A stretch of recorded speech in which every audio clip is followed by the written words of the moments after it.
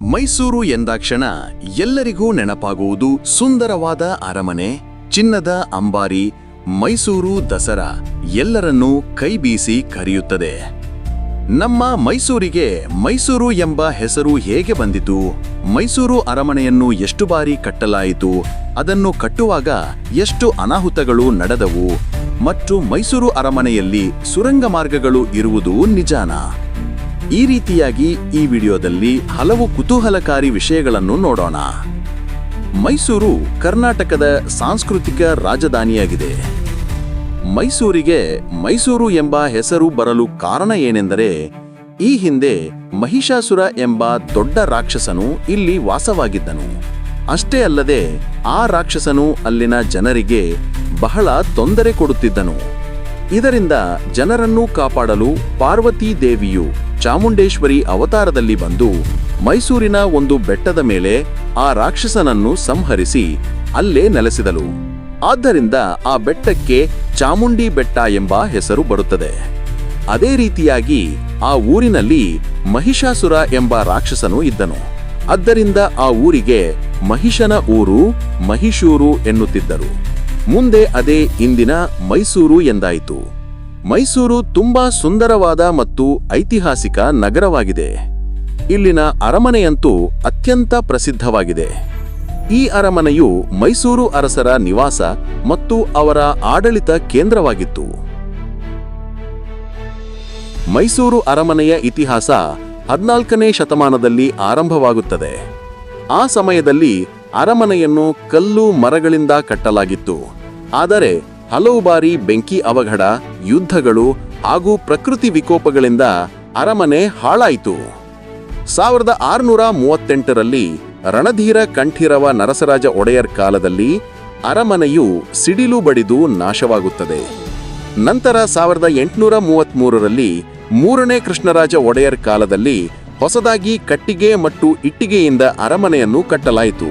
ಆದರೆ ಚಾಮರಾಜ ಒಡೆಯರ್ ಅವರ ಮಗಳ ಮದುವೆಯ ಸಮಯದಲ್ಲಿ ಈ ಅರಮನೆಗೆ ಬೆಂಕಿ ಬಿದ್ದು ಸಂಪೂರ್ಣವಾಗಿ ಸುಟ್ಟು ಹೋಯಿತು.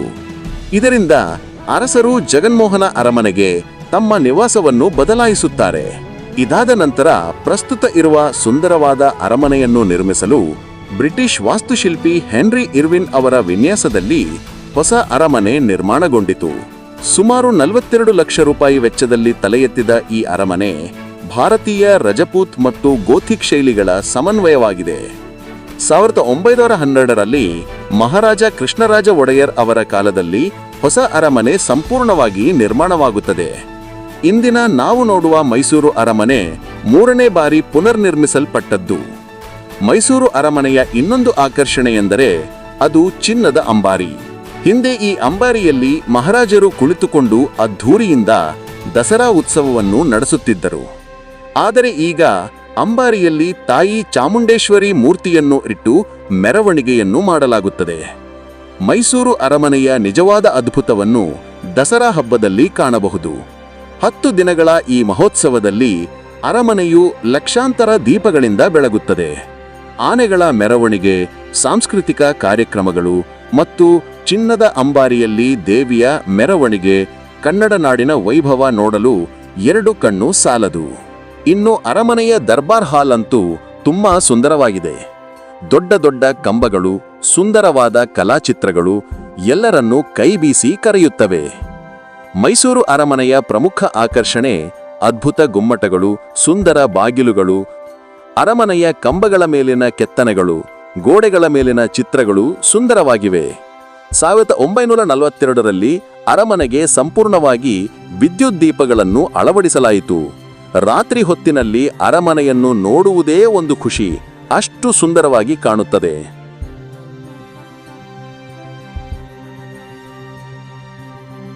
ಇನ್ನು ಅತಿ ಮುಖ್ಯವಾಗಿ ಮೈಸೂರು ಅರಮನೆಗೆ ಸುರಂಗ ಮಾರ್ಗಗಳು ಇರುವುದು ನಿಜಾನಾ ಎಂದು ನೋಡುವುದಾದರೆ, ಹಿಂದೆ ರಾಜರುಗಳು ತಮ್ಮ ರಕ್ಷಣೆಗಾಗಿ ರಹಸ್ಯ ಸುರಂಗ ಮಾರ್ಗಗಳನ್ನು ನಿರ್ಮಿಸುತ್ತಿದ್ದರು.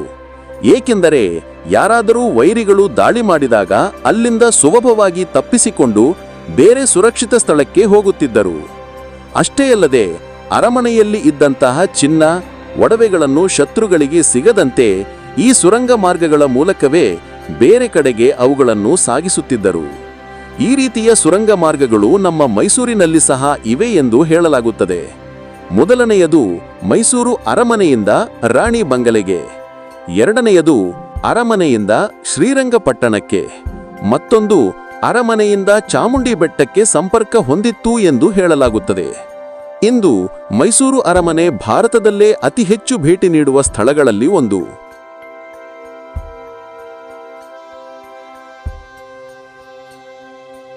ಅರಮನೆ ಕೇವಲ ಕಲೆ, ವಾಸ್ತುಶಿಲ್ಪ ಮಾತ್ರ ಅಲ್ಲ, ಇದು ಕರ್ನಾಟಕದ ವೈಭವ, ಸಂಸ್ಕೃತಿ ಮತ್ತು ಪರಂಪರೆಯ ಜೀವಂತ ಸಂಕೇತವಾಗಿದೆ.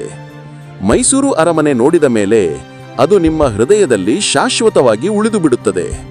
ಇದಿಷ್ಟು ಮೈಸೂರು ಅರಮನೆಯ ಕುರಿತು ಇದ್ದಂಥ ವಿಷಯಗಳು. ಸ್ನೇಹಿತರೆ, ಯಾರೆಲ್ಲ ಮೈಸೂರು ಅರಮನೆಗೆ ಭೇಟಿ ನೀಡಿದ್ದೀರಿ ಕಮೆಂಟ್ ಮೂಲಕ ತಿಳಿಸಿ. ಈ ವಿಡಿಯೋ ನಿಮಗೆ ಇಷ್ಟವಾಗಿದ್ದರೆ ದಯವಿಟ್ಟು ಲೈಕ್ ಮಾಡಿ, ಹಾಗೆ ನಮ್ಮ ಚಾನೆಲ್ಗೆ ಸಬ್ಸ್ಕ್ರೈಬ್ ಮಾಡಿಕೊಳ್ಳುವುದನ್ನು ಮರೆಯಬೇಡಿ. ಮತ್ತೊಂದು ಇದೇ ತರಹ ಕುತೂಹಲಕಾರಿ ವಿಷಯದೊಂದಿಗೆ ನಿಮ್ಮನ್ನು ಭೇಟಿಯಾಗುತ್ತೇನೆ. ಧನ್ಯವಾದಗಳು.